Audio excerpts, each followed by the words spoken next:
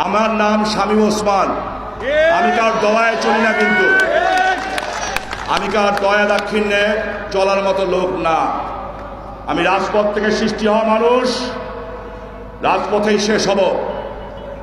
যেই প্রশ্ন আজকে সাংবাদিক ভাইরা করেছেন, সেই প্রশ্নের উত্তর নারায়ণগঞ্জের প্রশাসনে যারা আজকে একজনকেও এখানে আসতে দেন নাই কিংবা আসেন নাই কেন, এই প্রশ্ন যদি এইখানে করি তাহলে আপনারা ভাববেন নারায়ণগঞ্জই করেছি। আমি শামীম ওসমান জীবিত থাকলে আমার সম্বন্ধে আপনাদের ধারণা খুব কম। এই পার্লামেন্টের অধিবেশনে এই প্রশ্ন জনগণের প্রতিনিধি হিসাবে আমি শামীম ওসমান জাতীয় সংসদে মাননীয় প্রধানমন্ত্রীর কাছে জিজ্ঞেস করব, যারা জনগণের সেবক হিসাবে জনগণের চাকরি করে এই নারায়ণগঞ্জে এসছেন, আজকে তারা এখানে অনুপস্থিত কেন, আমি জিজ্ঞাসা করব।